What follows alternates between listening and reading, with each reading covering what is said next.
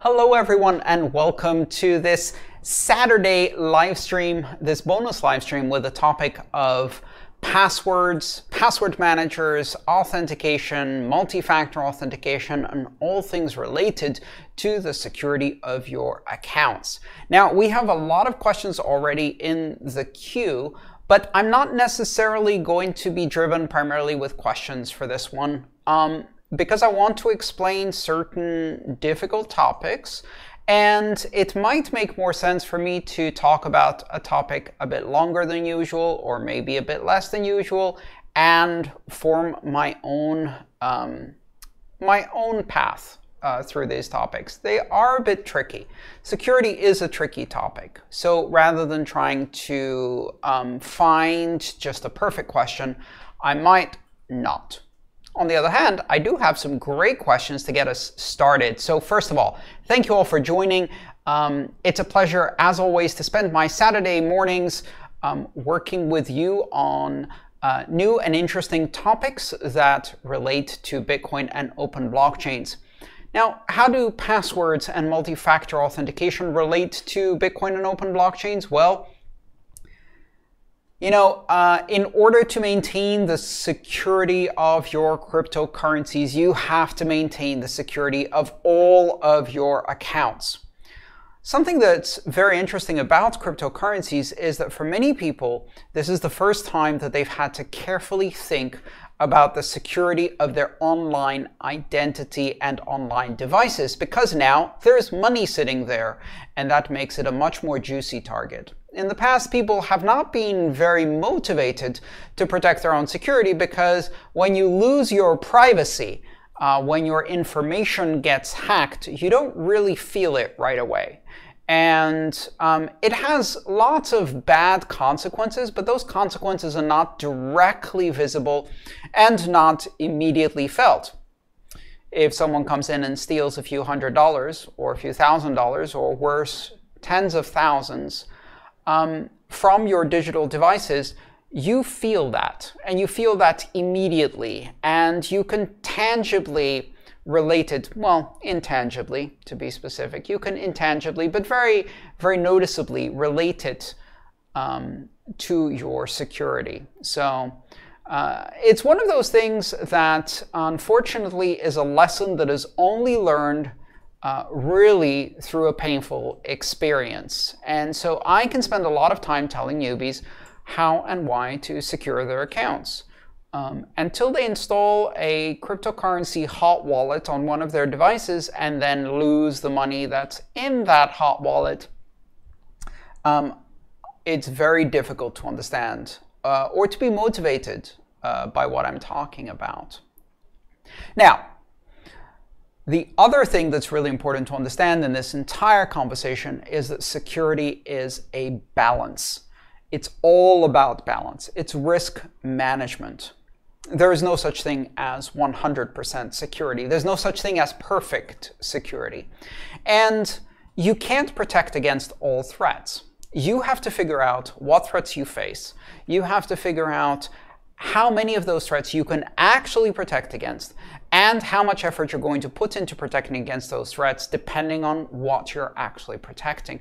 You also have to find out when the solution that you're building, the system that you're using, becomes so complex that it becomes a security risk in itself. And we often see newbies, especially in the space of cryptocurrencies, make solutions that are far too complex.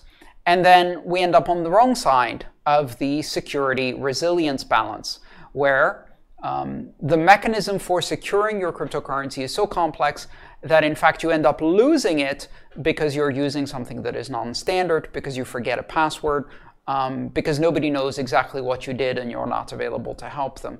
So security cannot be achieved 100% and is all about balance. And simplicity is often a key element of security. Simple security solutions that you can apply within your technical skills and you can apply consistently and you can recover from if you have problems are better than complex security solutions that force you to exceed your level of skill, put you in uncharted territory and make it more likely that you will make a mistake.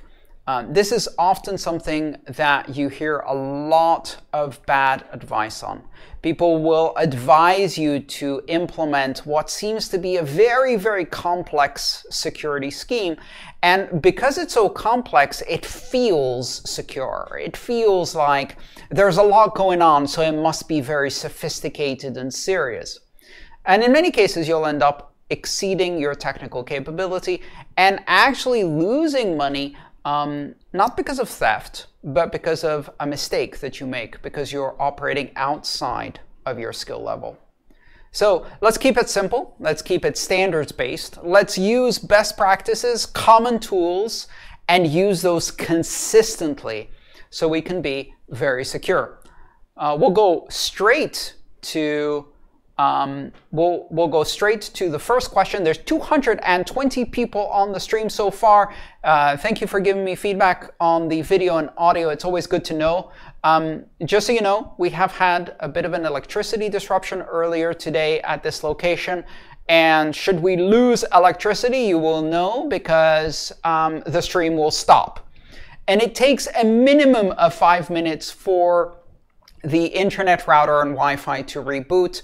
I may be able to get back. Even if it's only a second of power loss, I'm going to have to wait 5 minutes before I can get back. If I cannot get back, we'll let you know in the chat. So please be patient, and I hope we don't get cut off. But, you know, that's one of the risks we have to manage today. Let's go to our first question for the day. First question comes from Anonymous, and choosing the word anonymous to ask your question is the first and good mechanism of security. What's the best way to manage many unique, strong passwords if I'm dyslexic and not great at remembering long passwords? This is a great question. It's a great question because it speaks to a broader issue, which is the difficulty of remembering things. And we all think we can remember better than we actually can. And some of us have difficulty with memory or reading or writing or any other skills that help us with the memorization of passwords, and maybe know that they can't remember very well. So Anonymous asks this from the perspective of someone who suffers from dyslexia, but this applies equally to everybody who has human fallible memory. Humans are really bad at remembering for long periods of time, especially things that are not memorable because they're not attached to images, experiences, or emotions.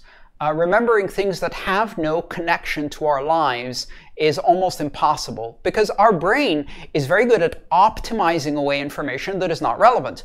If you don't have an emotion, an experience, an image connected to what you're trying to remember, the brain will say, this is no longer relevant to my caching algorithm, and will drop it. And a lot of people forget passwords precisely because of that. So I'm actually going to use a couple of resources here to answer this question more broadly and help people get a grounding in the fundamental principles of passwords. So for that, I'm going to use some visual aids. I don't usually use visual aids, but I think they'll be useful in this particular case. Let's see how it goes.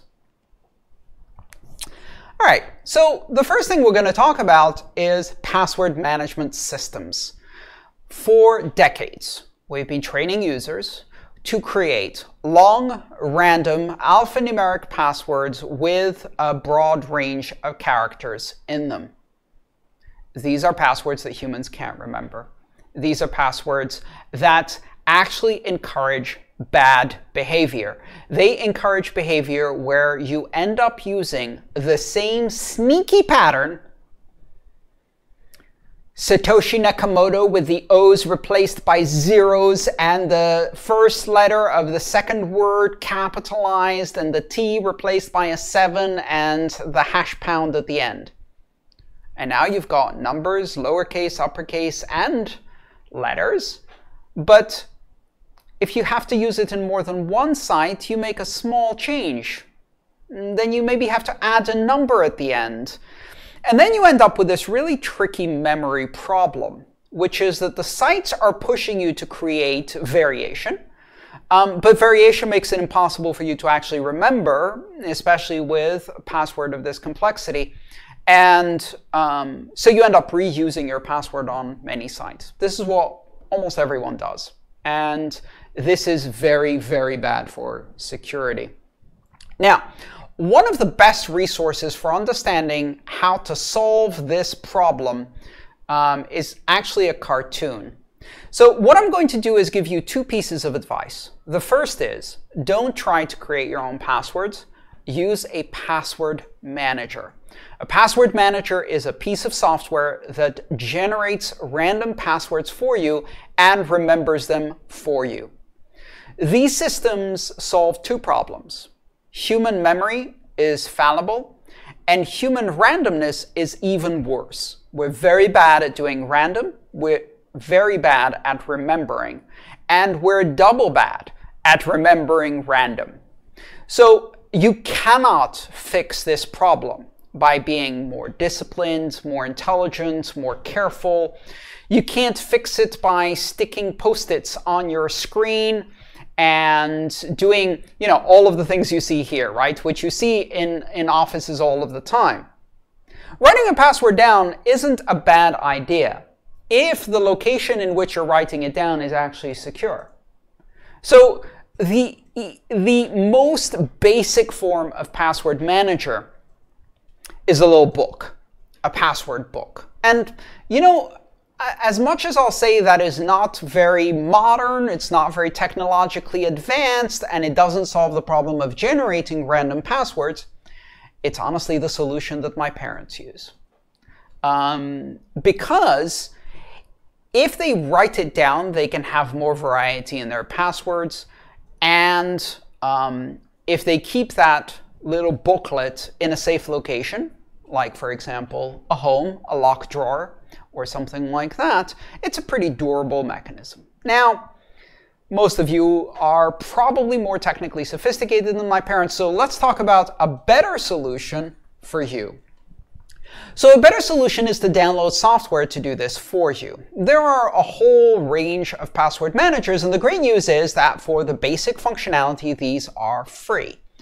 You can use a product such as LastPassword or LastPass, 1Password, Bitwarden, and a whole variety of others, KeePass, etc., etc. Now, these will have a bunch of different features, and you'll need to figure out which features you actually need.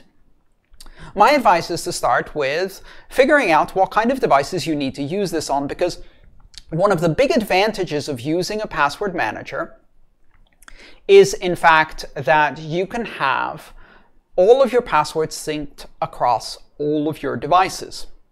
So if you use Windows and Android and iOS, it's probably easy. All of the password managers are going to support all of those platforms, and you're going to be okay.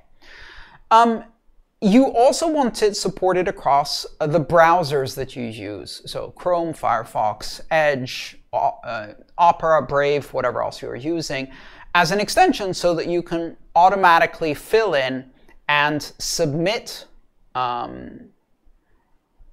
passwords into web forms.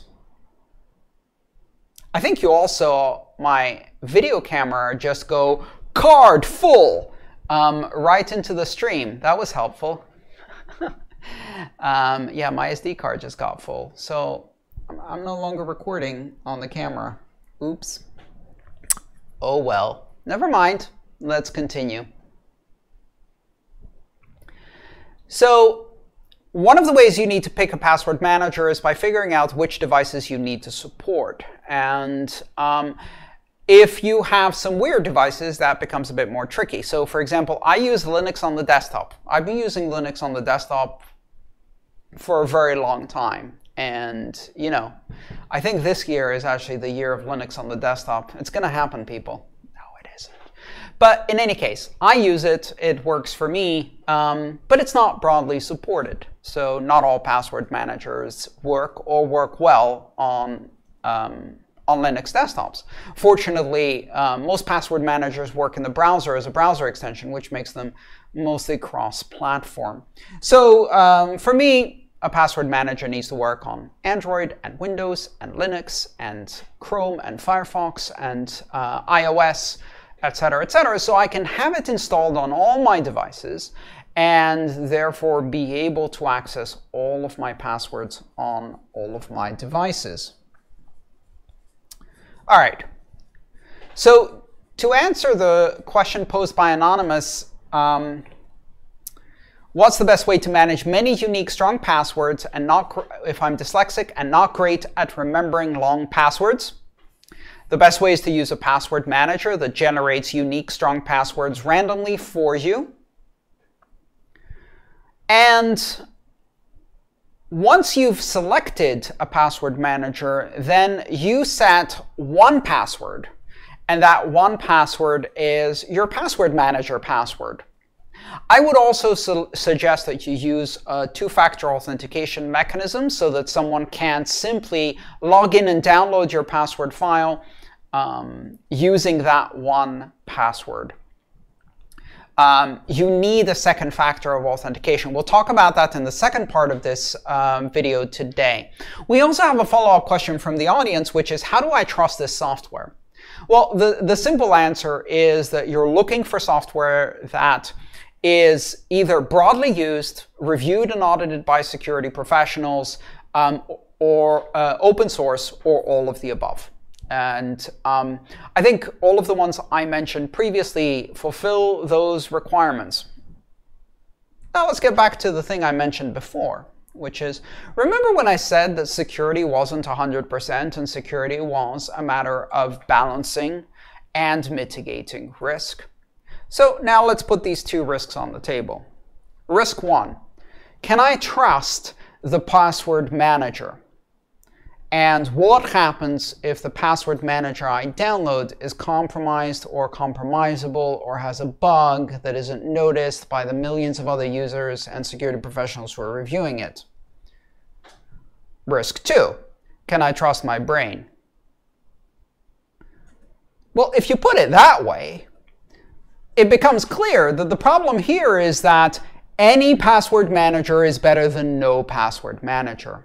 This is the same kind of risk management we do when we talk about a hardware wallet versus a software wallet in cryptocurrency. Can I trust the hardware wallet manufacturer?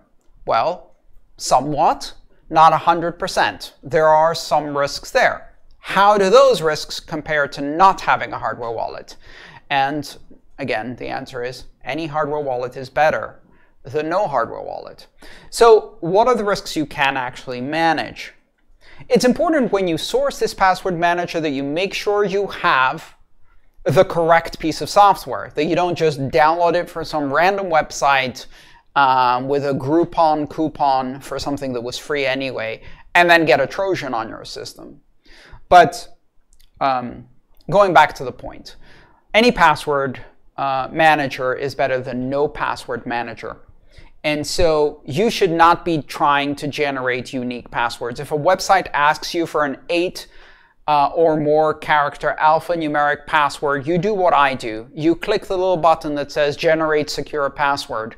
You set the length to 31 characters, 75 characters, 213 characters. I like playing with websites to see how long I can make it before they start screaming, "That's too long!" After all these years of password managers and systems screaming at me, "That's not long enough, that's not complex enough," I want to see the websites that start screaming, "That's too long, that's too complex. Come on, man, what are you doing? My database can't fit that." So generate a strong random password. Now, can I remember this password? Of course not. I have 800 passwords in my password managers. All of them are more than 20 character, completely random, alphanumeric with symbols, uppercase, lowercase, and numbers. It is impossible for me to remember one of those, let alone all 800. But I do remember my master password. All right, let's see what other questions we have.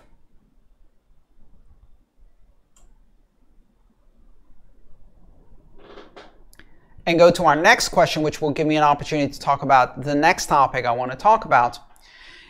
Anonymous asks, is there a minimum viable security standards for passwords or passphrases? When I'm using a strong password generator, it doesn't work for many things. Yes, websites have ridiculous expectations for passwords, and often they're bad expectations. They encourage, for example, conflicting information. Let me give you an example. It has to be more than 8 characters, alphanumeric, with symbols and numbers, but we've disabled pasting into the form. What are you doing? What are you doing? Why are you asking me to pick a complex password that obviously I'm going to use a generator and then not letting me paste it? Or not letting me paste it into the confirm part of the form? Are you nuts? What are you doing? Stop doing that. Or the other passwords that say 8 to 12 characters. Really? You want me to make it complex but not too complex? So I can't do 13 characters. That doesn't make any sense. Or the weird combos of symbols. Oh yeah, we can do symbols, but only pound, exclamation, and asterisk. Single quote and @ we don't take because that will confuse our regex. All of these are really, really bad password policies. Or change your password policies every month, but don't reuse any that you used from the previous month and keep them weirdly complex like that. These are all weird password policies, and you will come across many of these. The bottom line is you can't expect different websites by different companies that have varying security teams and security policies and varying levels of security awareness to figure out a good policy that works for most of their users. Keep in mind, they're trying to work with users who span all the way from I'm trying to put in a 37-character generated random password from my password manager and 1, 2, 3, 4, 5, 6, 7, 8, which is apparently the most common password on the internet, or password 1, 2, 3, 4, which is, I think, the second most common password on the internet. So finding a policy that works for all of these people. It's very, very difficult to deal with sites that do that. So what I do is I just keep trying. I'll throw a randomly generated password of the kind I like. 37 characters and all symbols. And then the website is going to complain and say, I don't really like asterisks. Why are you doing this to me? So I'll turn off some symbols. Or it will say, that's too long, so I'll make it shorter. Or it will say, actually, I also need at least 2 capitals, but it can't start with a number. And I'm like, ugh, come on. I'll just keep playing around until I get something that works. But no matter what I get, it will have 2 guarantees. It will be long and complex, and it will be completely randomly generated. I'm not relying on the human brain to generate this for me or remember it, and I'm using the most complexity I can.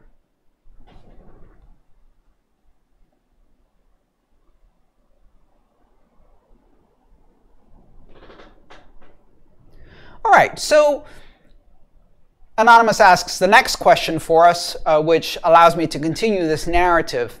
Maybe a dumb question, but isn't the password manager located in the cloud and could therefore be a target for hackers easily? Great question, Anonymous. Here's how these devices work. A backup of your password database is stored on the cloud. However, that backup is encrypted, and it's encrypted end-to-end, meaning that it's encrypted on your local machine, it's sent encrypted to the cloud, and it's decrypted again only on your local machine. The way it's encrypted and decrypted is using your master password. And that master password itself is passed through what's known as a stretcher. And what a stretcher does is it takes a password stretching algorithm, if you like. Actually, it's a hashing algorithm. What it does is it takes the words or characters that you type in as your master password, and then it passes it through thousands of rounds of hashing. Now this takes time. And what it results in is a password that cannot be brute forced. Because let's say I typed a password and encrypted it or hashed it once and then sent it to the server. Great. Well, that's subject to a fairly easy attack, which is called a rainbow table. What would happen next is that the attacker would take all of the most common passwords you can imagine, hash them, and produce a database of the hashed passwords that can be used against that attack. Now, if, on the other hand, or I can just keep trying different passwords again and again and again until I find the right one, a typical brute force attack. But if every password is hashed 25,000 times, or 50,000 times, or 100,000 times, every time I type it in, my computer takes 2 to 3 seconds. Which isn't a big deal for me. 2 to 3 seconds the first time I log into my browser or my computer in order to start my password manager, it's 2 to 3 seconds. But if you have to add 2 to 3 seconds every time you type in a password, well, that completely messes up the approach of brute forcing it. It also makes it impossible to generate this database of pre-computed password hashes because it would take so long to try even just a few thousand combinations. And if your master password is complex enough, it takes a lot more than just a few thousand password combinations to produce. So the password database is encrypted, usually with a fairly straightforward standards-based encryption algorithm. AES-256 is probably the most common that is used for this. But it's something like that. It's a symmetric encryption algorithm that uses a single key, a private key, to encrypt the data and decrypt the data. The same key is used for encryption and decryption. That's why it's called a symmetric encryption algorithm. And that key is produced by repeatedly hashing your master passphrase. So as long as you only type your master passphrase on the local device and that device is trusted, then you get a high degree of safety. Yes, the password database is in the cloud, but it's encrypted, and no one can open it unless they have your master passphrase, which you never type on anything other than one of your own devices. There are some problems there, of course, because if you have a password keyword logger on your local device, then it can catch you typing in the master passphrase. But interestingly enough, that's not going to be enough for an attacker if you have two-factor authentication. And the reason it's not going to be enough for an attacker is because they may capture your master passphrase, but they cannot download the encrypted database from the cloud without the second-factor authentication, which hopefully is tied to your machine or to something else, and they don't have that second factor. More about two-factor authentication in a second. We're building layers. I don't know if you see what we're doing here, but yes, we're looking at each one of the problems that can occur, and we're adding layers of security. Security isn't and here's one thing that stops everything. Security is putting barriers in the way of an attacker. And yes, you could break this barrier, but right behind it is another barrier. And then if you break that barrier, right behind it is another barrier. And if I make the barriers sufficiently strong, but also plentiful, layers and layers and layers of security. And I ensure also that the skills you need to break one layer are different from the skills you need to break another layer. And I make sure that the tools and budget you need to break one layer are different than the other.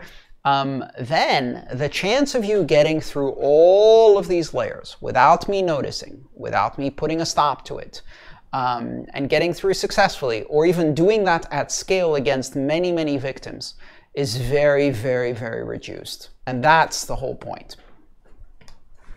All right, I'm gonna take a quick drink of coffee here and talk with you a bit on the chat while I go fishing for other questions other questions that you might want to ask. Let me put up a little page where I thank all of the patrons who make it possible for me to do this kind of educational material while I drink coffee from my new mug that says Rules Without Rulers, one of my more popular talks recently. It comes with a little orange Bitcoin. Oh my God, stop advertising to us. We're gonna buy your swag. Just go on with the good content in a second.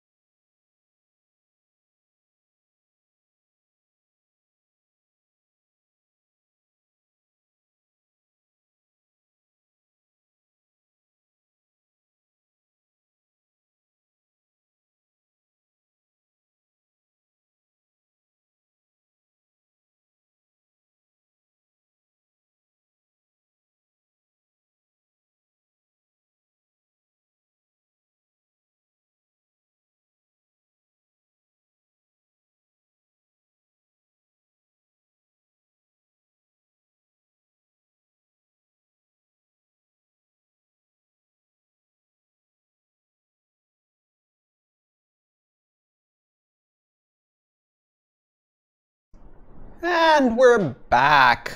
Okay, I can put this to the side there. I'll turn it so it looks nice. There we go. La, la, la. All right. So I was going through the question, trying to find one that would allow me to continue this little narrative in as concise a way as possible. So now let's talk about passphrases. And for that, I'm going to get some help from Briz, who asks, thoughts on using strong passwords as wallet passphrases. And what Briz is talking about here is the optional passphrase that is available for those who use a BIP39 mnemonic phrase. It's also known as the 25th word because the mnemonic phrases are 24 words, and theoretically if you add a 25th word, but I'm not going to add a 25th word. Instead, we're going to call it what it actually is, which is an optional passphrase that can be more than one word. So that's a wallet passphrase. It's an additional optional passphrase that you add to your mnemonic phrase to make the mnemonic phrase have a second factor, so that if someone steals the 24 words that are written down on a piece of paper in your office, for example, then they can't immediately take your money because there is a wallet passphrase. Now, remember we were talking about the one password, the master password that is used in a password manager, and we said that that one is repeatedly hashed, and that prevents brute forcing. Well, exactly the same is done with the optional passphrase and mnemonic phrase in the BIP39 standard. A password stretching algorithm called PBK-DF2 is used to stretch it with SHA-512 by applying 2,000 rounds of SHA-512. Now, this is a bit of a compromise. It's a compromise in the BIP39 standard because the BIP39 standard, the mnemonic phrase standard for wallets, has to be able to run on hardware wallet devices, which are little USB devices about this big, and which do not have a lot of processing power. So actually running 2,000 rounds of SHA-512 takes a couple of seconds, 2-3 seconds. Now, what that means is that unfortunately it's not very good protection. It's adequate, but it can be brute forced if you have a much more powerful computer. So if you use a GPU, for example, or even better, an ASIC designed for SHA-12 or an FPGA device for SHA-12, for SHA-512, then you can actually do 2,000 rounds in a fraction of a second, and therefore you can try hundreds, perhaps thousands of passwords or passphrases per second on the same seed, which will allow you to attack a BIP39 mnemonic with an optional passphrase with the right amount of hardware and budget. But again, it's not trivial. So we're talking about layers. So let's talk about passphrases. We use the term passphrase instead of password to denote that it's not a single word. It's actually a phrase. Just like a mnemonic phrase is a phrase. It's a series of words separated by spaces. And that makes it a lot easier to remember, as well as to write down and read, even if it's slightly degraded, and be able to read it.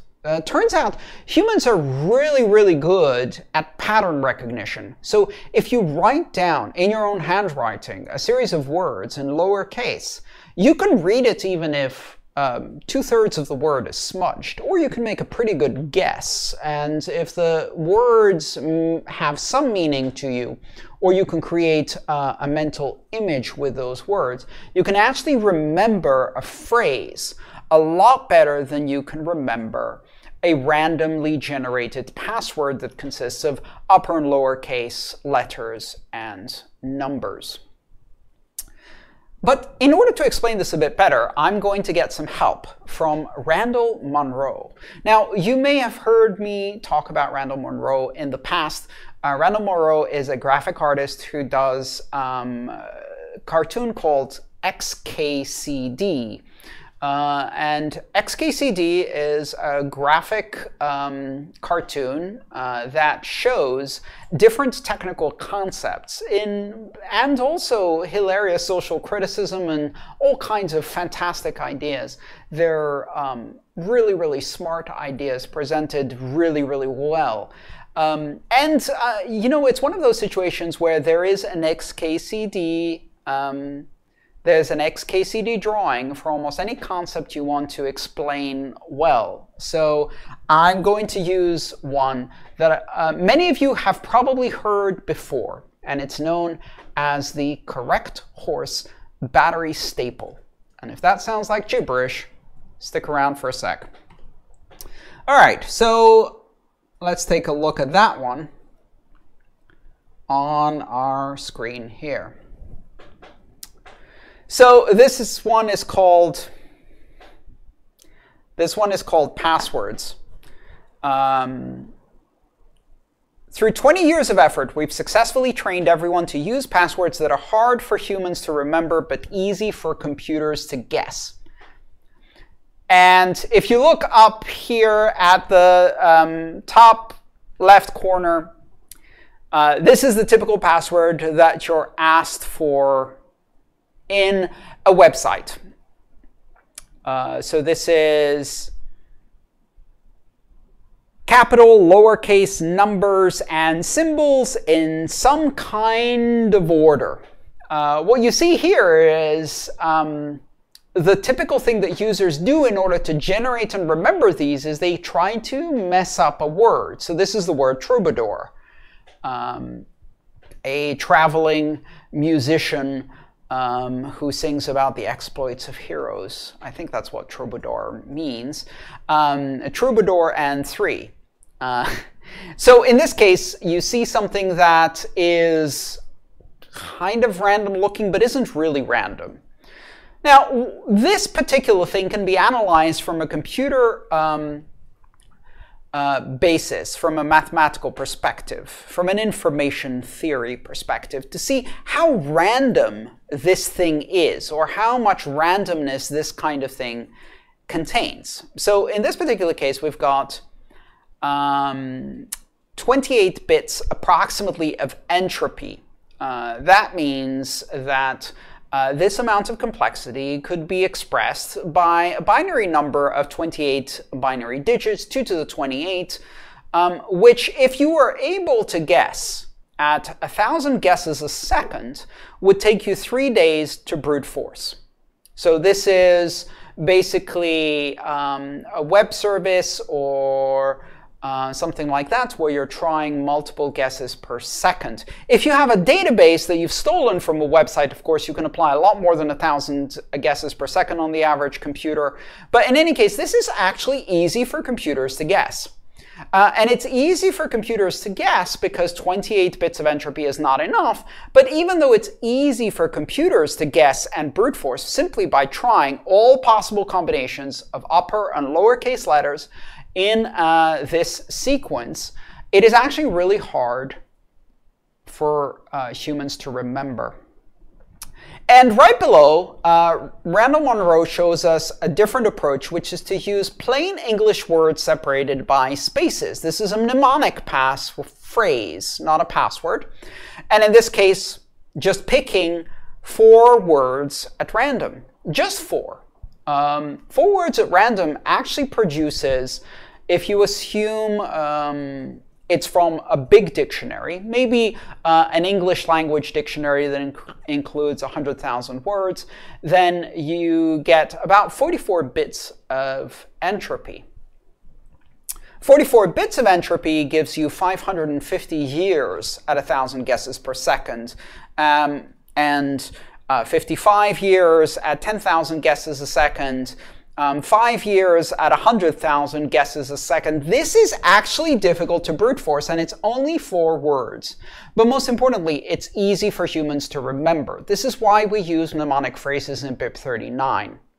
So if you think about correct horse battery staple, you can create this, even though these are random words, you can create this weird mental image that gives you a basis for association. And association is how memory in humans works. So you have this little drawing that's been done here. That's a battery staple. Correct. So that's a horse saying that's a battery staple, and someone saying correct. That is a battery staple, a correct horse battery staple. And if you just say these 4 words to a geek, they will immediately know what you're talking about, because this phrase is so easy to remember that millions of people across the internet have successfully memorized it from this single cartoon and example. So with enormous thanks, xkcd.org is where you can go and see this series of cartoons, the fantastic work, xkcd. But I think that helps you understand the point. So this is a passphrase, and this is a much better way of producing a master password for your password manager, as well as an optional passphrase for your wallet. So you can actually create an optional passphrase for your wallet with this that is really difficult to brute force, even with a GPU or FPGA. Even if you can do 2,000 rounds of SHA-512, you're still looking at months, if not years, before someone can brute force something with as few as 4 or 5 words. If you go to 6 words, you really have a very strong mechanism. Now, you would not just use this. So let's say you have a BIP39 mnemonic phrase and you want to add an optional passphrase, and you say, okay, I'm going to pick 4 words at random from a dictionary, and then that's going to be my optional passphrase. And I can memorize those 4 words and remember them. And also, I will back them up to a secondary location, because while I can remember them, what if something happens to me? Do I want my inheritance to disappear into nowhere because no one can find the optional passphrase I used? No, obviously I don't. So I'm going to have to back up the passphrase too. I'm going to back up the mnemonic phrase, the seed. I'm also going to back up the optional passphrase and keep them in 2 different locations. I'm also going to make it so that if someone gets a peek at my seed, I know they got a peek at my seed, so that I know to move my money before they can run through all possible combinations of a passphrase by using a powerful computer. The way I do that is very, very low tech. It's a plastic bag, a tamper-evident plastic bag. You can buy them in a pack of 100 from online retailers everywhere. They're used for cash donations for bingo games and churches and things like that. They're used to prevent employees from stealing. And they're opaque, and once you seal them, the only way you can unseal them without it being obvious is by tearing them or cutting them. You will leave a mark. You can't freeze or heat or unseal and reseal without leaving a mark. And so if you put your mnemonic phrase and your optional passphrase in a tamper-evident bag like that, and someone takes a peek, you know they've taken a peek. So if you audit your storage locations every couple of months, you've got a good basis for security. All right, I'm going to wrap things up. We are going to go for another 45 minutes approximately, because I still have a lot to talk about two-factor authentication. But I wanted you to understand how we do this passphrase concept. So in the next segment, I'm going to talk about how to generate a passphrase securely. Let's go to an emoji storm, please. I call on all the community members of YouTube to demonstrate to everyone the incredible creative and expressive power of custom emojis from my channel by executing an emoji storm. Go!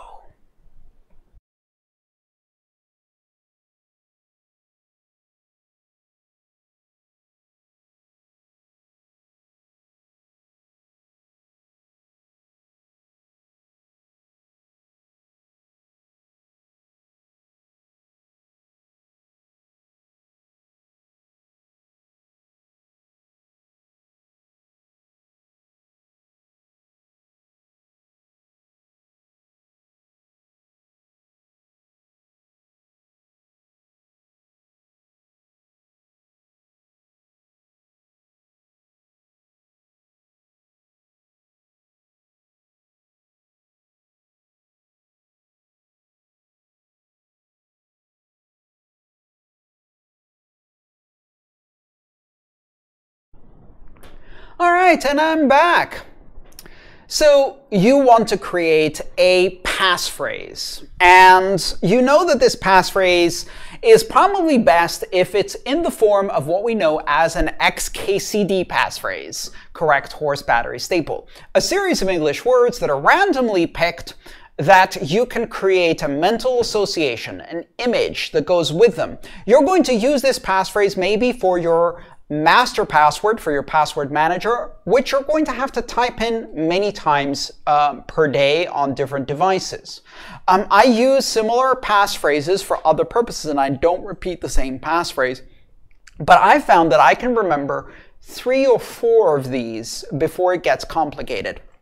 So I will need a passphrase like that for my optional passphrase for a BIP39 wallet.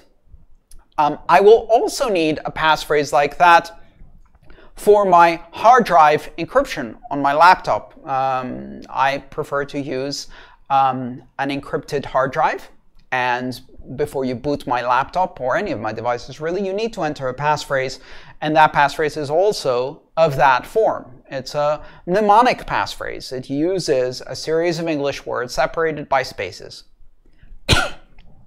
For consistency purposes, I always type my mnemonic passphrases all in lowercase with simple spaces in between. So lowercase word, space, lowercase word, space, lowercase word, enter.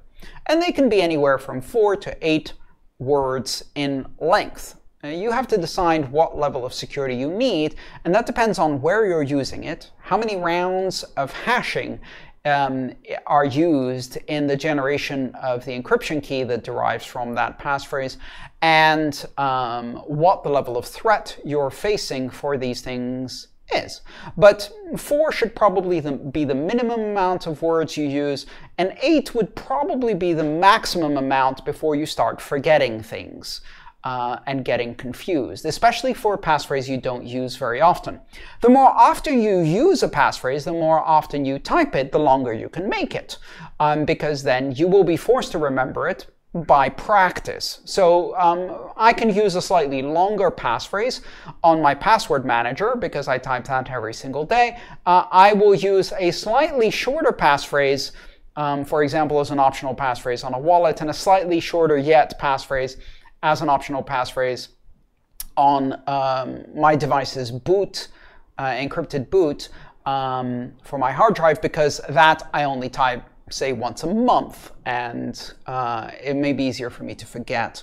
So how do we pick these words? There are a number of ways to do that, but you want them to be random. You don't want them to be a song, the lyrics to I don't know. I was about to say a song, but I think that would create too much controversy, so I'll skip that altogether.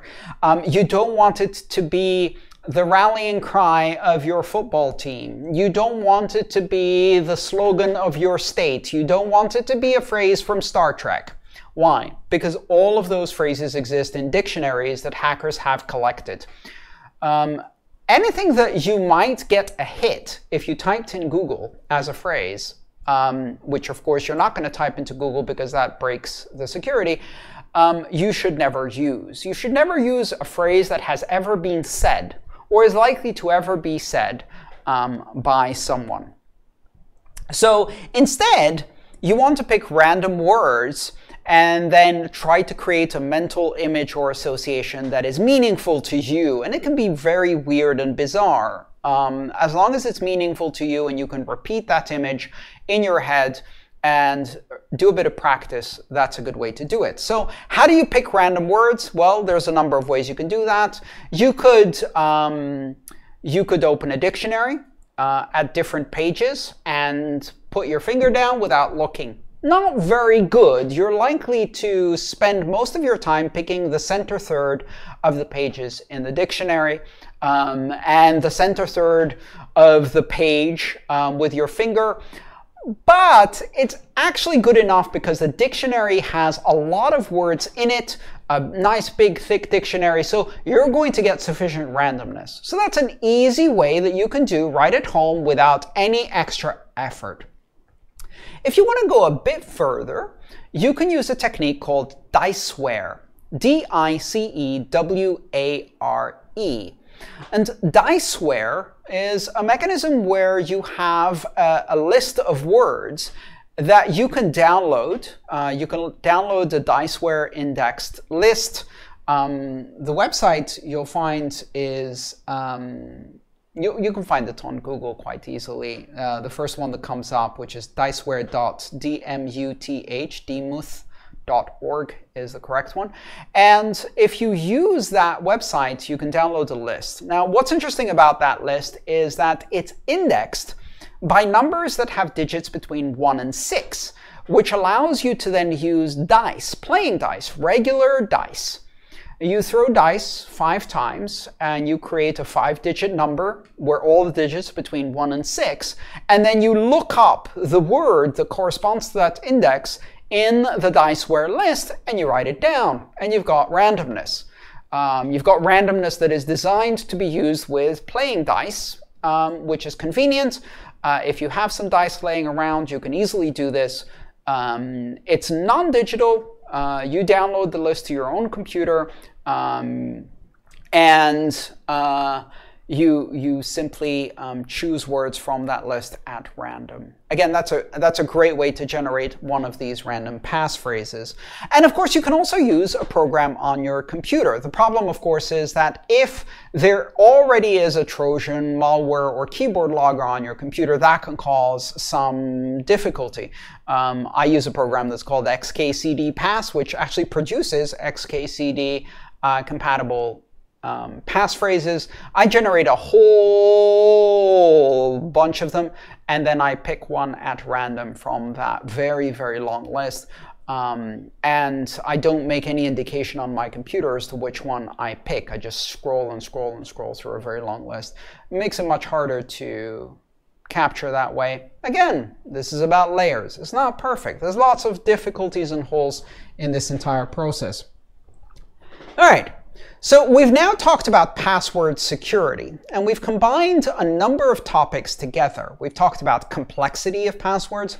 We've talked about layering security. We've talked about the weaknesses of human memory and human randomness.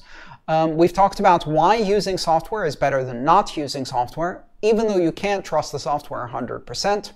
We talked about how to generate your master passphrase and what type of master passphrase you should use, which you can then use to generate from your password manager your session passwords or site passwords that are complex, alphanumeric, and random, that are impossible to remember, and have your password manager remember them.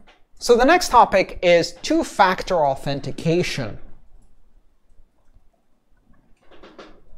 Now, what is two-factor authentication? Two-factor authentication is when you use two different ways to authenticate yourself.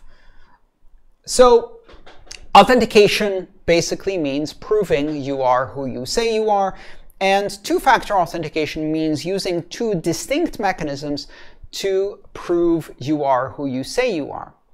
And in computer security, we describe multi-factor authentications and factors of authentication as one of three things. The three possible factors you can have are something you know. A password is an example of something you know. You memorize it, therefore you know it. Knowledge-based authentication is also a form of this something you know factor, like where were you born, what's the brand of your first cake mixer, who's the first person you kissed in school, whatever it may be. Now, obviously, something you know is a factor, and it's a good factor only if, one, you can remember it and no one else can easily guess it. And so this is where all of the complexity we talked about with passwords comes in. A second form of authentication, a factor of authentication, is something you are. And something you are usually refers to a biometric, an immutable measurement about your physical being that cannot be faked. So a fingerprint, an iris scan, the sound of your voice when you repeat the phrase that you are supposed to repeat, your gait, your height, your face for facial recognition. All of these things are biometric factors, so something you are. Biometric factors have advantages and disadvantages. They can be used in addition to another factor. Of course, the big disadvantage with a biometric is that if it is copied or if it is lost, it cannot be replaced. So if, for example, my fingerprints leak and everybody has access to my fingerprints and can recreate them with latex as you've seen on all those spy movies, then I can't change my fingerprints. And therefore, this biometric is no longer useful to me.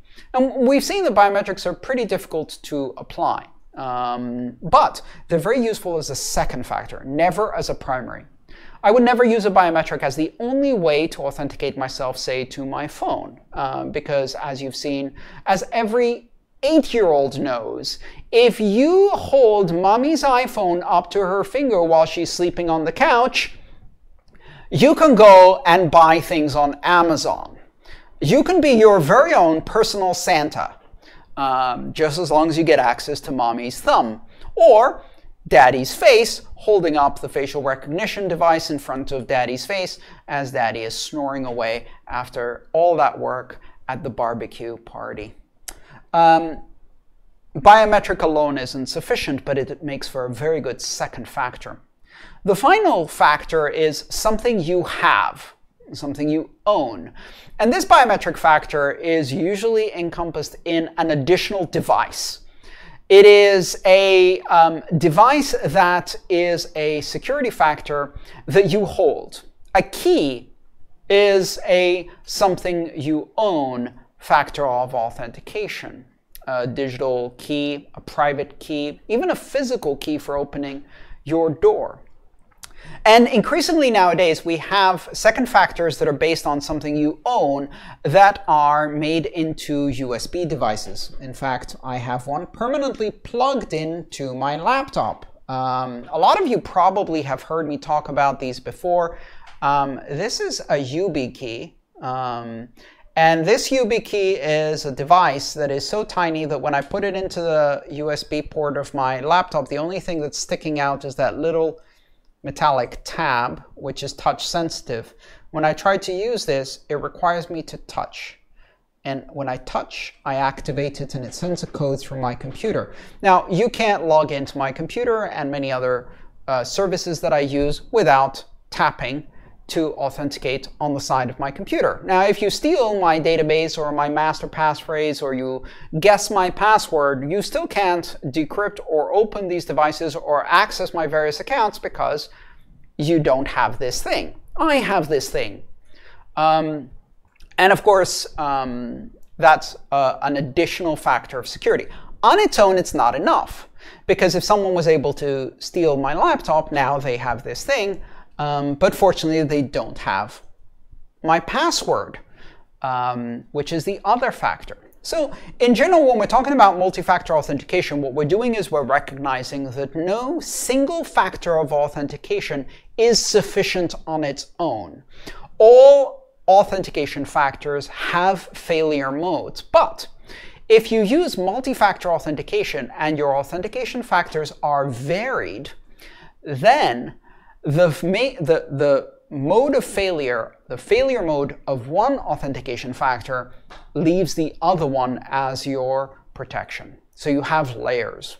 You know, in every spy movie, when they basically chop off the finger of the bad guy and they take it up to the fingerprint reader and they use it to open the door? Well, no door works like that. All of them also require a PIN code. Precisely so that if you steal the PIN code, you don't have the finger, and if you steal the finger and chop it off, you don't know the PIN code. It takes both. No manufacturer of such a device would make it so that you can open it only with one. And in fact, when people set up their phones to only open with a biometric, that's incredibly dangerous. And you need to make sure you have an additional mechanism. Great follow-up question in the chat. What if I lose my YubiKey, my security key? Well, I actually have several. I have 3. And I have one stored in an offsite location as my ultimate backup.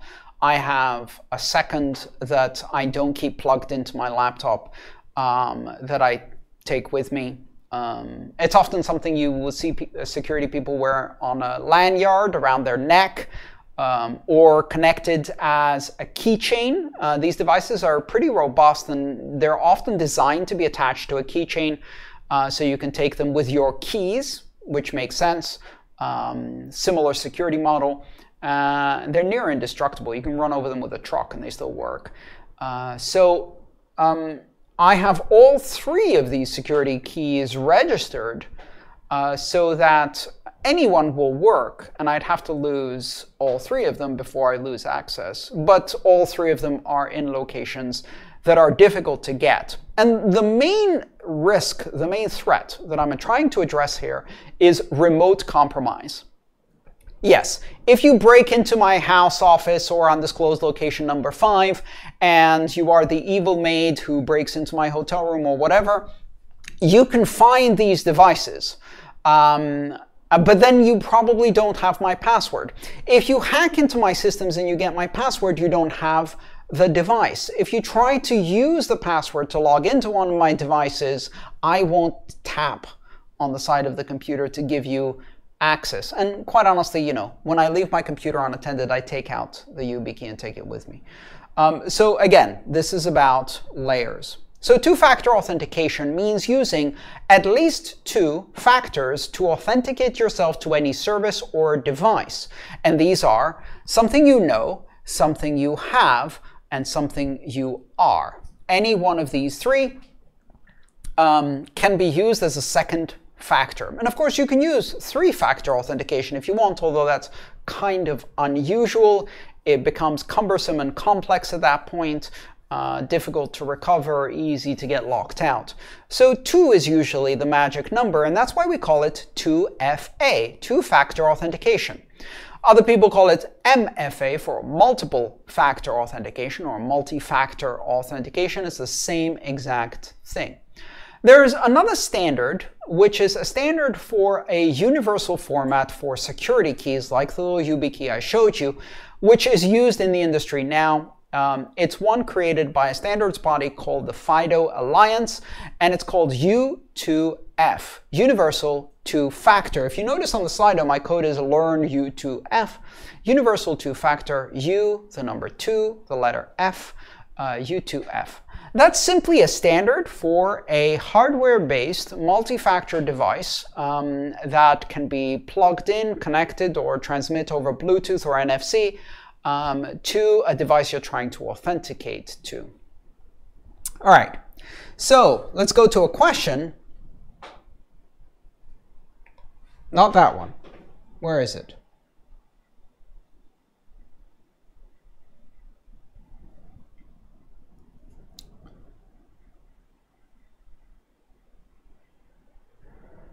Maybe now? Okay, 1 second. It appears the question is not being highlighted.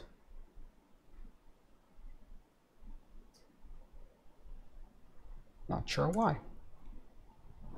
Give me a second, please. I will fix this.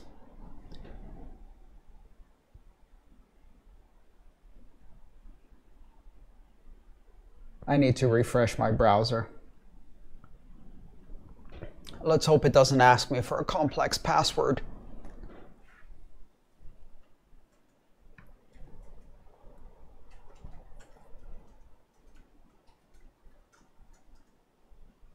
Okay, there seems to be some kind of... Oh, wait. Hang on a second. Something's gone wrong with my Slido, so I can't actually see highlighted questions. I don't know why that's happening. Never seen that before. Oh, there's a poll. Apparently there's an active poll that is now getting in the way of me seeing the questions. I don't know why. Pardon me. Oh, there it is. It fixed itself. Sorry for the technical difficulties, folks. Why is a text message weak two-factor authentication? Is it better than nothing? So a lot of banks use SMS. As somebody else has pointed out, they use SMS, text messages, as two-factor authentication. So why is a text message weak two-factor authentication? All right. So, what type of factor is a text message? Let's see if we can figure this out. Is it something you know? No, you don't know at the time. It appears there's some kind of poll that is being run that is interrupting. Sorry, the Slido started with a poll for some reason. That's weird. All right, is text message a good two-factor? What type of factor is it? Is it something you know? No, because you don't know it. When it's sent to you as a text message, you don't know it. You find out about it, so it's not something you know. Is it something you are? No, it's not something you are. Is it something you own? Kinda. You might think, okay, it's something I own. I own the phone that is receiving the text message. But the text message isn't being sent to a phone. It's being sent to a phone number.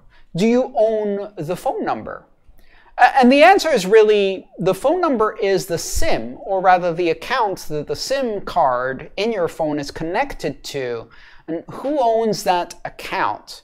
And the answer is Vodafone, or Verizon, or AT&T, or T-Mobile, or whoever. So the problem with text message two-factor authentication is that you don't own the phone number. The phone company does. And the phone company has shit security. That's it. It's really as simple as that. So all you have to do is call customer service at the phone company, play the sound of a crying baby in the background, pretend you're speaking to a frustrated babysitter while the baby is screaming and your husband is shouting at you, or your wife is shouting at you in the background, and you're having a meltdown and a really bad day, and the very helpful and very empathetic people at customer service will bypass all of the security checks because you don't know what password your spouse has set on the account, and this is really an emergency and you really need to get in touch. And they will happily port the number to your new phone that needs to be activated right now because it's an emergency. Now, if this sounds like a theoretical attack, there's actually a fantastic demonstration that happens at DEF CON and Black Hat and other hacker conferences, where they do these called social engineering attacks. And one of the best of these is a video where a very, very skilled social engineering hacker demonstrated to a journalist how quickly they could take over their phone number by calling in to a phone company, playing a recording of a screaming baby in the background, pleading for their help in this case of an emergency, and literally less than 10 minutes later, they had taken over the phone number, then used that to reset their email account, and then use that to reset all of their other accounts and basically compromise their entire digital identity within less than 15 minutes. So that's why text messages are a weak form of two-factor authentication. And it's really important that you do not use that if you can avoid it. But to anonymous question, is it better than nothing? It is better than nothing. It is better than nothing if you can avoid using it on accounts where you can pick better choices. So any account where you can use something other than text messages, use that. The other thing is to think very carefully about who your phone provider is. So a lot of security professionals use phone providers that do not have human customer service that can be socially engineered, and where the accounts themselves are protected by strong two-factor authentication. For example, Google's Project Fi, which is a virtual network operator, does not have humans you can talk to, and you connect and access and configure that phone account through a Google account that you can secure with strong two-factor authentication, such as a universal two-factor token. That means that your number cannot be ported, which means then you can more safely use that number in order to secure text message-based two-factor authentications like your bank that suck at security. So in terms of most sucky companies at security, banks, phone companies, and then actual service providers that have decent security teams. So it's all about layers. If you have no option but to use text message as your second factor authentication, and I will tell you that there are some services I use where I have no option but to use a text message, then make sure that that text message goes to an account that is well secured.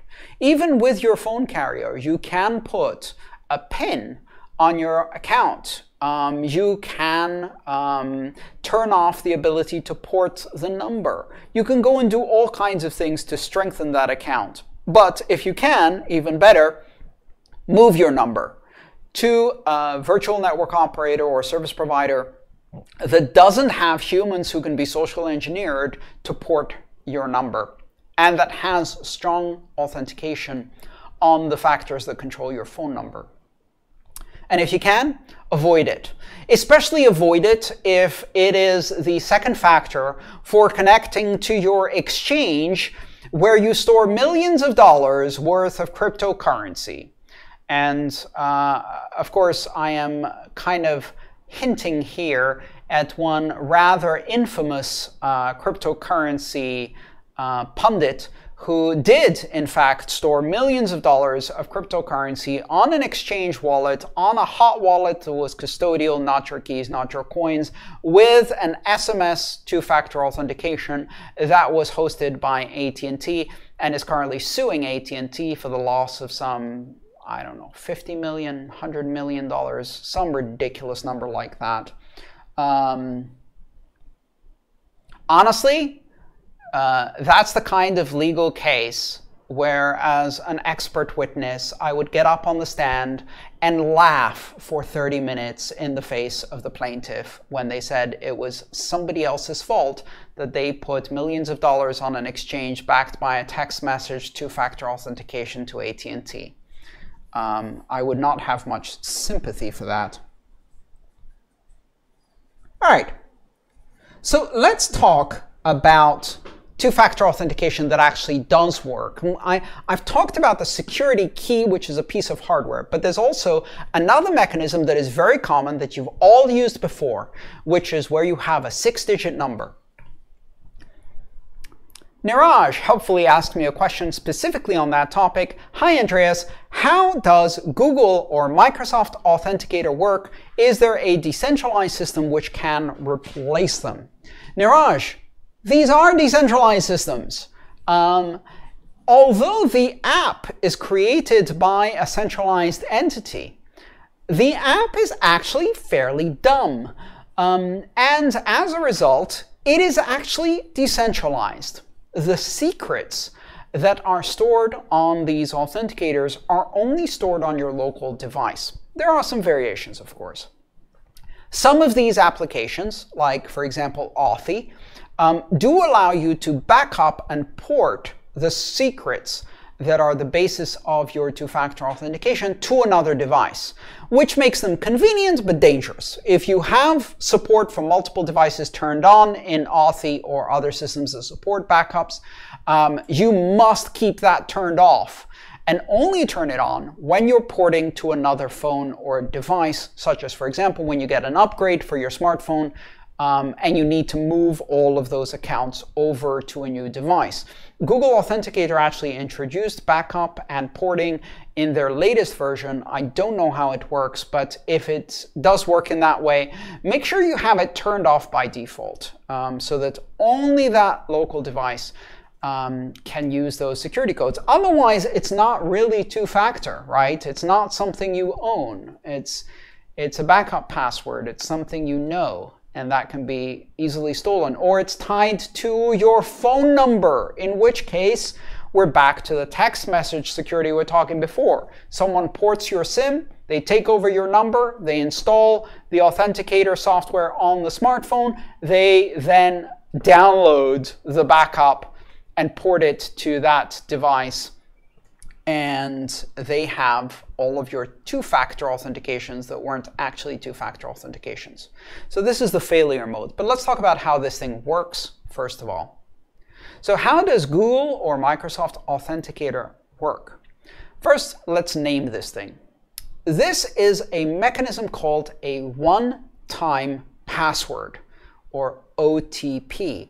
One-time passwords are decades old, and they've been used, well, let me correct myself.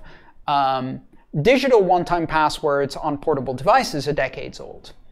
One-time passwords in themselves are actually thousands of years old. The general concept being here that if you generate a sequence of random numbers and the two parties to communication have a copy of that sequence, or can generate that sequence and nobody else can, then there's nothing to steal or guess.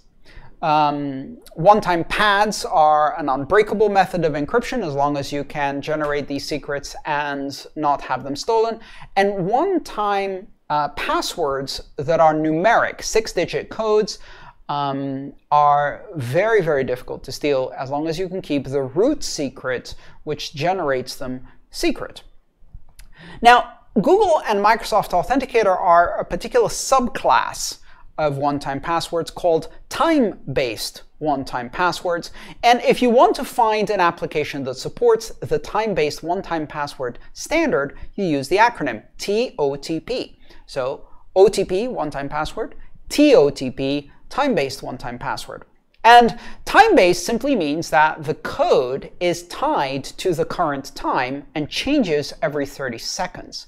So these things use a secret and a clock, which has to be more or less synchronized with the current time correctly, to generate the specific code for the specific time that you want to use it.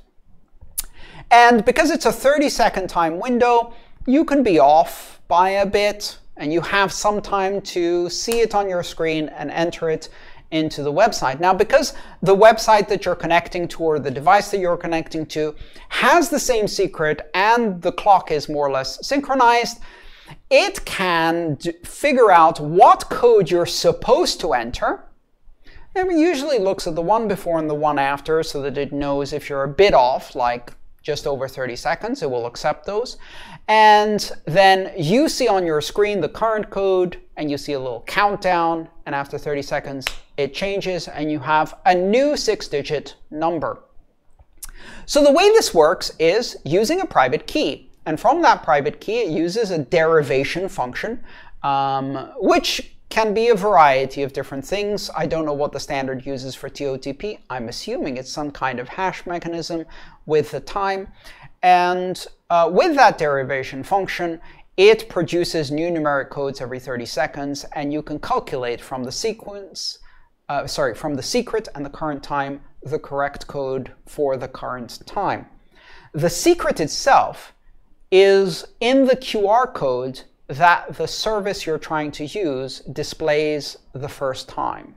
So when you go to use one of these devices, and they're all compatible, so whether you use Google Authenticator or Microsoft Authenticator or Authy or Duo or any of the other ones, and most password managers also have one of these TOTP services built in, all you have to do is scan a QR code from the website or service that you're trying to add second factor authentication, and that QR code contains a secret. That secret is an alphanumeric randomly generated string that is attached to your account that the website generates randomly for you.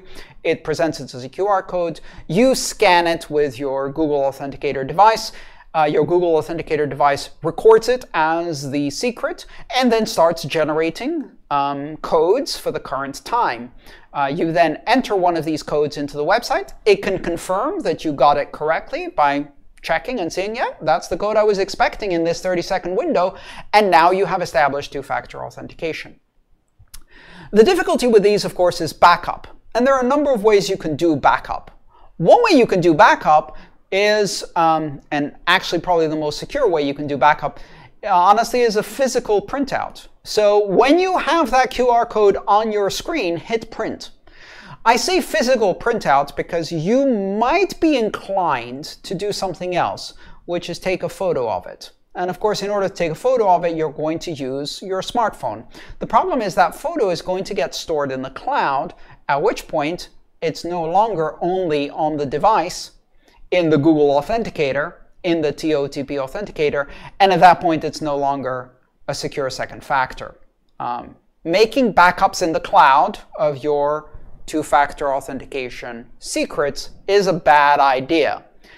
It's actually better to use the backup facility that the two-factor software might have, which at least is encrypted with a password of your choice. And where do you put that password? In your password manager. We're going in circles here, if you can see, and sometimes it can get confusing. So print out the QR code if you want to make a backup, or don't. With most services, if you lose your two-factor authentication token or app, you can ask them to reset it, and they'll make you jump through hoops, holding up IDs and doing selfies and confirming through multiple other mechanisms like emails and phone calls and things like that. Many of these services will also give you a series of backup codes, which are pre-computed numeric codes that you can enter instead of the dynamically generated one that are static. And these are in case you lose your authentication device. And where do you store these? In your password manager is where you store them. So two-factor authentication with a time-based one-time password application is a strong, effective, simple-to-use mechanism that you can add to all of your accounts today. Now let's look at the hierarchy of security. Universal two-factor security key, very, very strong, encryption-based. If you register several of them and keep them in secure locations, very difficult to compromise. Very easy to back up. It's a physical thing. You back it up by keeping another physical thing around. It's impossible to copy. It's impossible to steal without you noticing. Second tier, time-based one-time passwords that you use by scanning a QR code and an application like the one discussed by Niraj that give you a 6-digit code every 30 seconds. Again, that makes your phone the something you own second factor, and these are a bit difficult to back up. And if your phone is stolen, they might be easy to compromise. I like to put a fingerprint on the two-factor authentication app itself so that you can't see the numeric codes without using the fingerprint. Now, this is essentially a third factor on top of the second factor, which protects me in case someone steals my phone and it's open at the time and they could get into my two-factor app. Only they can't. And finally, the lowest tier is text message two-factor authentication, which of course is not secure unless you have no other option, in which case it's better than not having anything. So those are the tiers of two-factor authentication. Let's see what other questions we have while I take a brief break here. And I'm going to play you a video from my patrons that tells you why you should support my work online. So what we're doing today, and what I'm always trying to do, is give you high quality educational material about Bitcoin and open blockchains in a way that is neutral, without sponsors, without endorsements, without selling out to advertisers or being beholden to corporate interests. No one's paying for this other than you. And so if you like this education, if you've benefited from this education, or even if you simply want to give back and help others get this education and help me and my team continue to do this and do it better and do it more broadly, then please consider supporting me with a YouTube membership, or even better, a monthly Patreon subscription. And in the words of my patrons, here's why. I am a patron of Andreas because I came across his videos online, and that's how I learned about Bitcoin. So that's how I got introduced to Bitcoin. I'm out tonight at a social event organised by Andreas as part of his Patreon support. We just had a few drinks in a pub, which is a Punch Tavern, downtown London. So it's been a really fun evening to meet a lot of like-minded people. We should support the work Andreas is doing. He's doing so much in getting new people into Bitcoin and into Bitcoin education. He's a great teacher. He can explain very complex topics in an easy to understand way.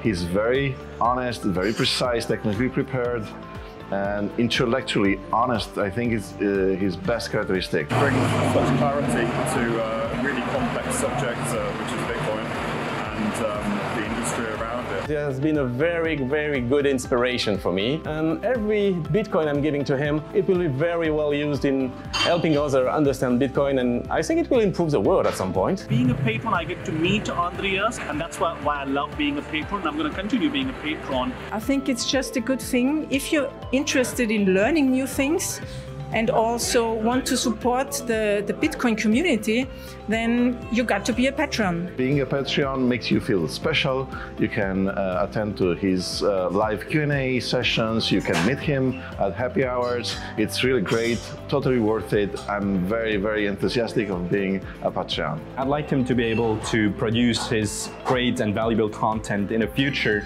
free from advertising, and just with the help of his patrons, and that's why I'm supporting him on Patreon.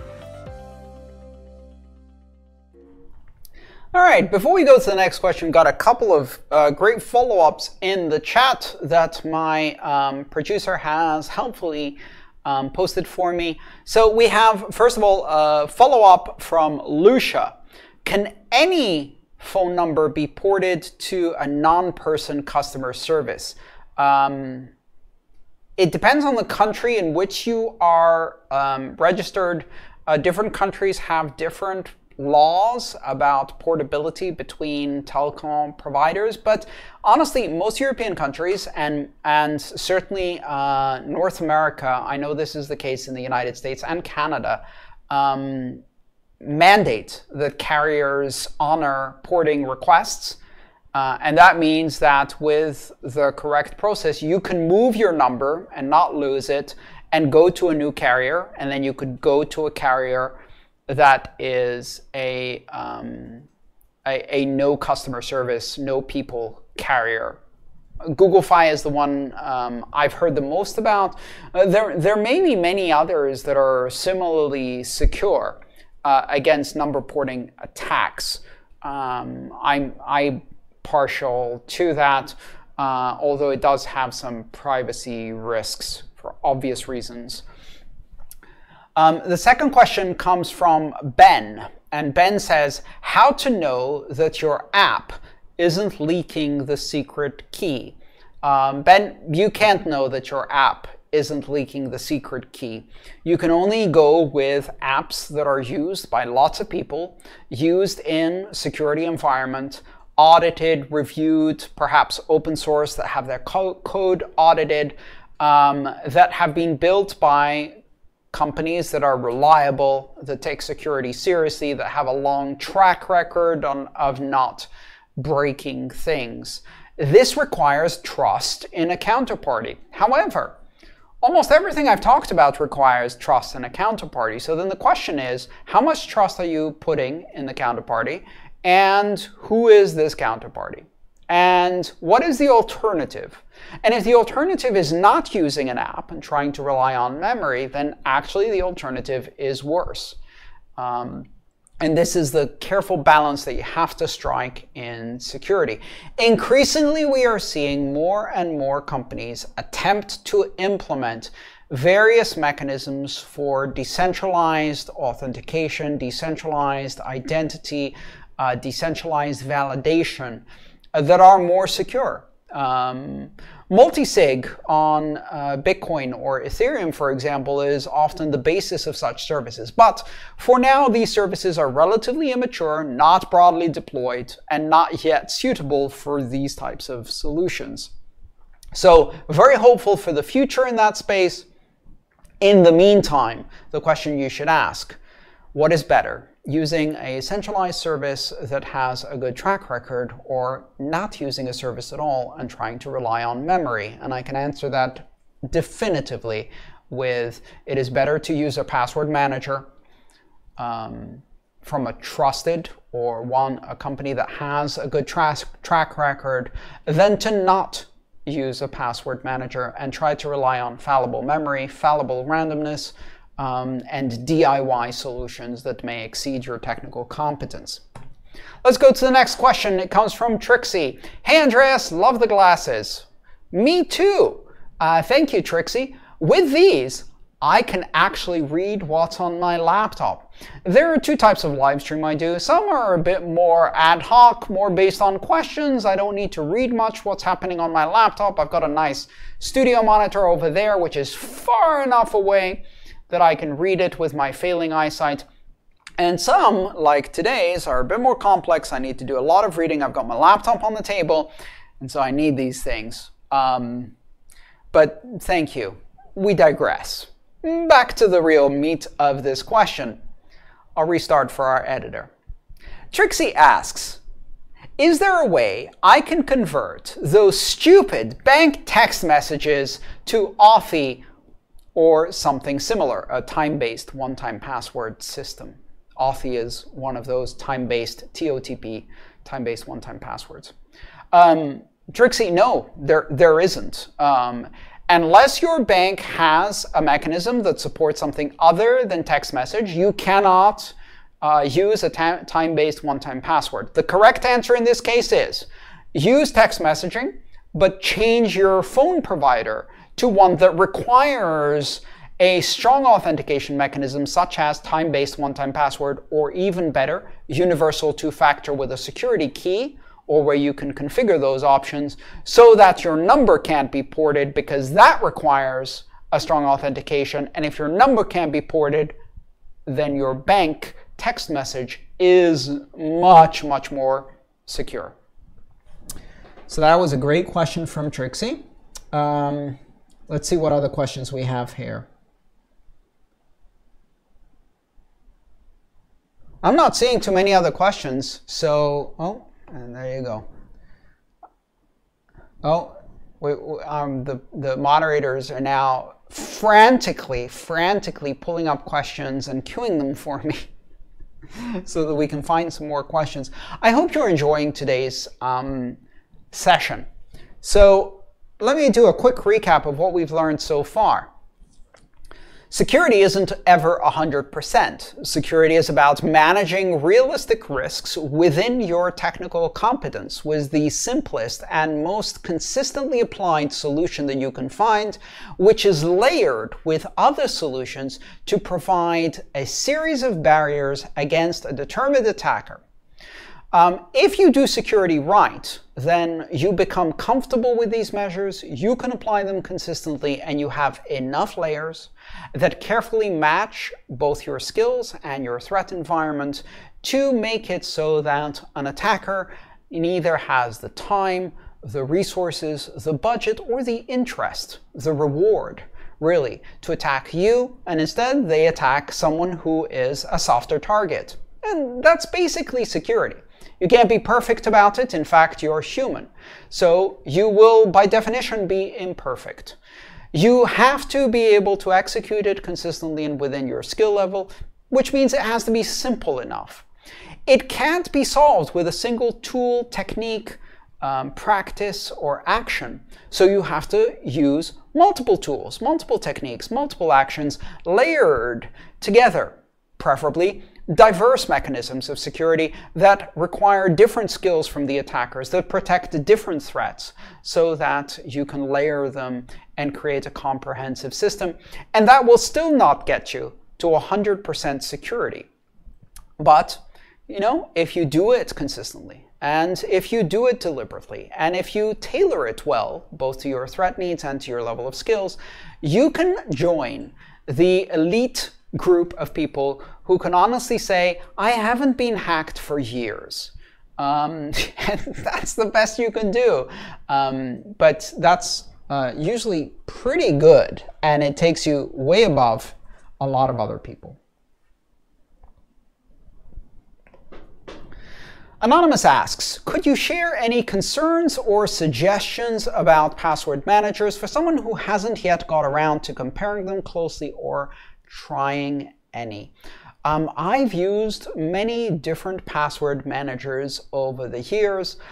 There are some that are very, very commonly used that are not my favorite, that I reluctantly use from time to time, or all the time, depending on the device I'm on. There are some that have fallen in or out of favor.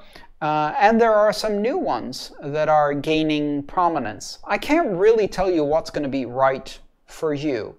I can tell you that probably the two most popular are a system called LastPass and a system called 1Password. One, the number one, followed by the word password, all one word. 1Password and LastPass are probably the most well known.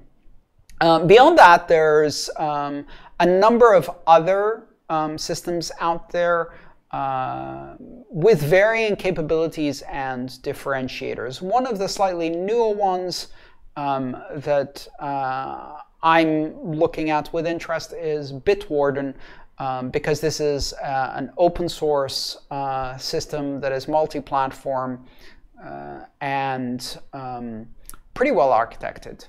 But at the end of the day, as I've given the same advice for hardware wallet manufacturers, for example, I'll give you the same advice for password managers. The differences between the, say, top 3, 4, 5 companies in this space or products in this space are small. Small differences. They're all pretty good. They're all pretty secure. They're all pretty consistent. The difference between one of the top 4 or 5 password managers and not having a password manager at all, or trying to rely on your memory, or trying to build your own solution, is vast. So the question isn't which of these should I be using, it's whether I should be using one. The answer is yes, and don't waste too much time. One way to think about it is, what are other people in your family using, so you can easily share passwords with them. Most of these things are closed ecosystems. So if everybody in your family has Bitwarden, then it's better if you use Bitwarden. If your company, your employer, is using one, then you are probably better off using the same one for your personal functions, as long as you can keep 2 separate accounts, just so you don't have to have too many applications running and too much complexity. Again, keep it simple. The only question you should be asking is, how quickly can I get one of these things up and running, and then secure it properly, and then go out and change all of the passwords on all of the websites, starting with the most important ones first.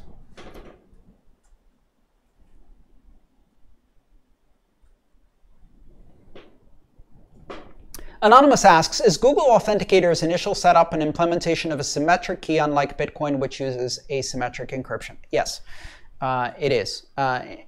I don't know what the TOTP standard is because I've never looked at it. It might not even be symmetric encryption. It might be a password stretching algorithm. In fact, it's likely that it is some kind of sequence that's based on derivation using hashes. But I don't know. I haven't looked into it. It's not asymmetric, I can tell you that. It's not a private public key system. What is symmetric encryption? What is asymmetric encryption? That's another question that came up on the chat. Asymmetric encryption is when there are 2 keys in a pair, and we call those a private and a public key. And whatever is encrypted by one can be only decrypted by the other, and vice versa. So if you encrypt something with your private key, it can only be decrypted with your public key. And if you encrypt something with a public key, only the person with the private key can decrypt it. And the combination of these techniques is used for digital signatures, and it's used for encryption and decryption of data between 2 recipients. What it means, however, is that if you want to decrypt something to me, you need my public key. If you encrypt it to my public key, which is public and easy to share, then only I can decrypt it.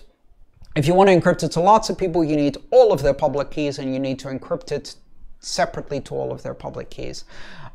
Symmetric encryption is where you have one key that is both encryption and decryption. And in fact, until the 1970s, symmetric encryption was the encryption mechanism. Asymmetric encryption was not invented, I believe, if I'm not mistaken, until the 1970s.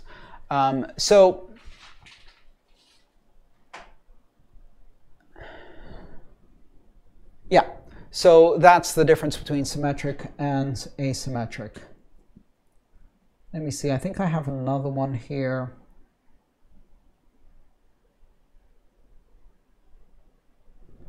Another follow-up from Carlos. When will we use Bitcoin signatures for authentication? You could use Bitcoin signatures for authentication today. The problem is you have to be careful how to structure it and understand what exactly you are proving.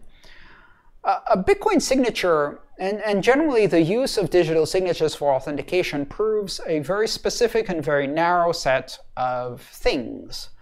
So let's say you tell me to sign a message with my Bitcoin private key and produce a signature, and then share that with the world. Well, here's a couple of things that I prove.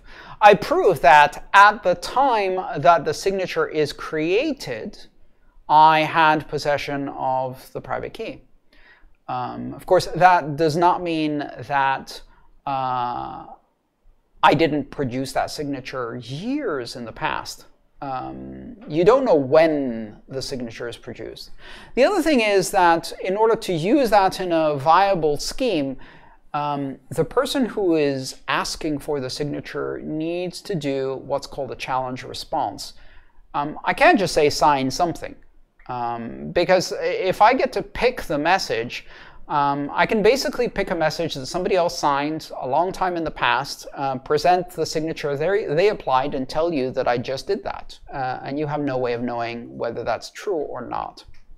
So instead, in that scenario, you need the challenge response. So what I would say is, please, Carlos M., sign a message that says, I, Carlos M., on December, whatever, is it the 5th today? I don't even know. On December, whatever it is, 5th, 2020, I am in possession of my private key, and I am signing this message at the request of Andreas. So, do you get what I'm saying here? What that does is it anchors it in time. You wouldn't know what the message is until I asked you a specific message to sign.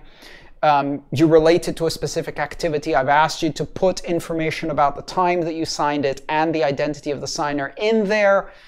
That makes it a lot harder, but still, I don't know if Carlos signed this. We had a similar conversation when we talked about signing with wallets in order to prove that you own an address for the new travel rules that are being proposed in the US and have already been implemented in the EU. And of course, if Carlos wanted to prove that they owned an address and I gave them a message like that, all they had to do was give that message to Jimmy, have Jimmy sign it saying, "This is Carlos," give it back to Carlos, Carlos gives it to me, and I think that proves that Carlos has the private key when in fact Jimmy does. And they're working together. So this is complex. It's not as simple as it appears at first glance. All right, let's see. I'm going to answer like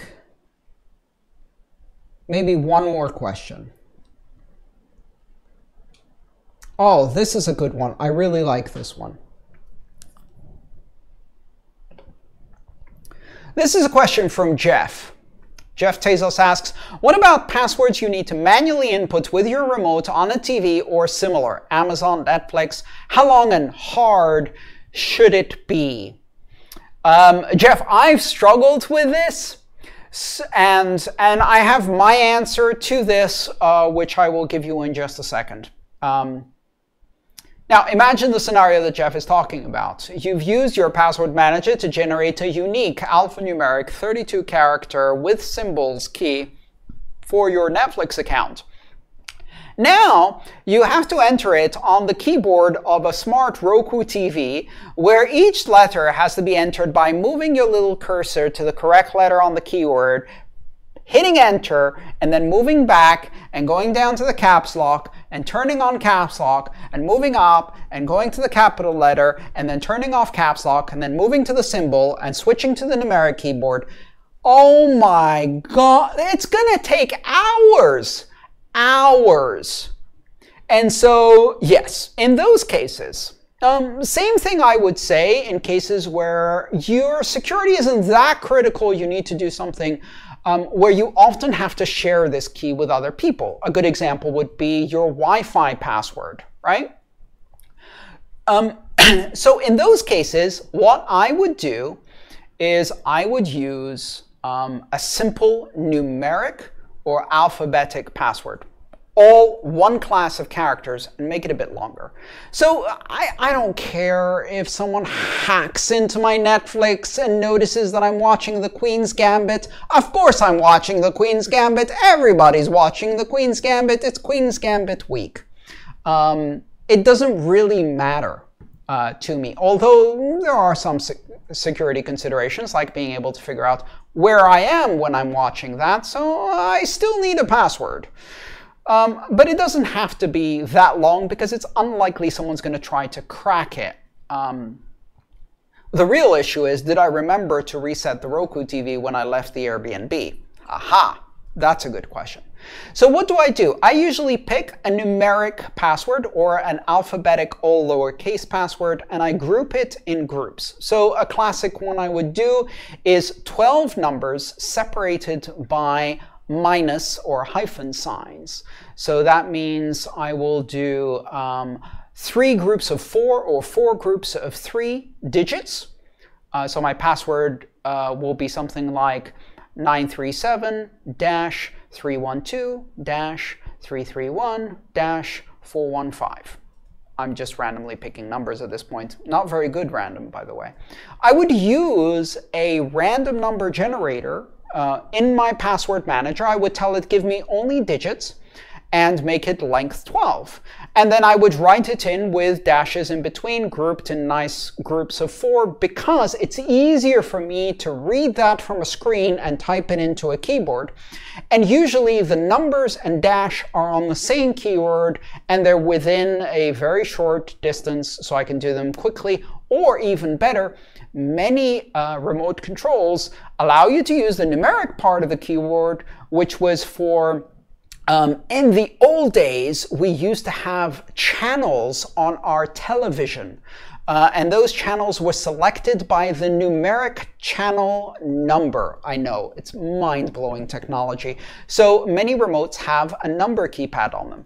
So this again makes it much easier to type in a passphrase. Thank you, Jeff. That was a great question and a very practical question about balancing security. Do you really, really want to go through all of that trouble to protect an account that isn't that secure, and where the bigger risk is that you forget to erase or reset that password when you leave the Airbnb and leave it for other people to find, at which point that may be a bit tricky.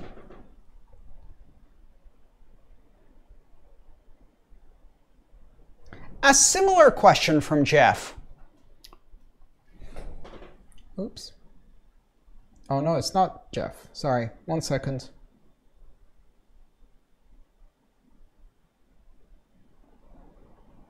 There we go.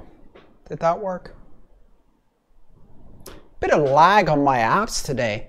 How secure is using just a 4-digit PIN, such as what is used on all bank cards, for example, asks Mike. Mike, that depends. It depends on where you can type that PIN in. So the reason a 4-digit PIN is secure on bank cards is because you only get to type this in to a security device, such as a PIN pad or an ATM machine.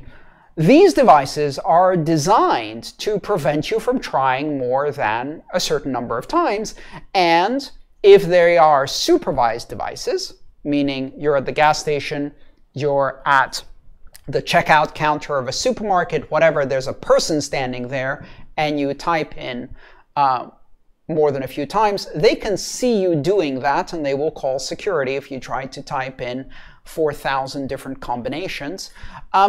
And when it's an unsupervised device, where you could just sit there and try for hours and hours all possible combinations, it will actually lock and eat your card, as you know with ATMs. So if I type it 4 times wrong, or 6 times wrong, or 3 times wrong, depending on the bank policy, it will go gulp and swallow my card and not give me another chance to try. So it's not just the PIN. It's the context of how that PIN is used, where it is entered, how many times you can try, and what happens if you fail. These are layered security mechanisms. So yes, a 4-digit PIN is secure enough in the context of controlled access devices like ATMs and PIN pads, where there are additional layers of security, such as eating your card if you type it wrong, or not letting you try too many times. I think that's good. We've covered a lot of topics. Thank you so much for all of these great questions. Thank you for leaving really good comments. Tell me what you liked about this particular session. It was a bit different than the other ones we've done. Tell me what else you would like to learn about to help you on this journey of Bitcoin and open blockchains. And don't forget, we have a number of these sessions coming up. Let me show you. Our next events that are coming up are awkward holiday conversations. Awkward holiday conversations. That's the next one that's coming up. I'm going to arm you with the right answers, and also hilarious stories from other people who are sharing currently in comments on Patreon and other platforms their family awkward holiday conversations. Mostly about Bitcoin and open blockchains, sometimes about topics that make it far more awkward and we won't be covering in the live stream. Then we have our December open topic Q&A, where you can ask any question, and I may choose to answer it. And then finally, we have our 2021 extravaganza event. So in order to find out about when these events are occurring, to learn about them, please subscribe to my channel. Turn on notifications by hitting the bell icon, and that way you will be the first to find out about these new events. Thank you for joining me today. We had more than 300 people on the channel, on the live stream today, who joined us for this almost 2-hour presentation, but we had a lot to cover. Now, as I was doing this, you probably noticed I have a stack of fantastically colored books in different colors. And, well, you would need the print version of these to enjoy the colors. You can actually read the contents as an ebook. And you can get that ebook on my shop, aantonop.com/shop. You can also get mugs like this one. And by the way, these are really fantastic mugs. They are big, they are heavy, they retain heat. They're very difficult to break. I know, I've tried. I've dropped them several times. And they hold lots of coffee, which we will all need to get through those awkward holiday conversations. So until Monday, for the next 2 days, we have our holiday sale, which gives you a 20% discount across the board. One of the things you can also buy is the Choose Your Cryptocurrency workshop. And the 20% discount applies to that. The sale Holiday 2020 is available on the shop. Go to the front page of the shop to find the coupon, aantonop.com/shop. Don't forget to leave comments below for this video. Thank you so much for watching. Have a wonderful weekend. Bye-bye, everyone.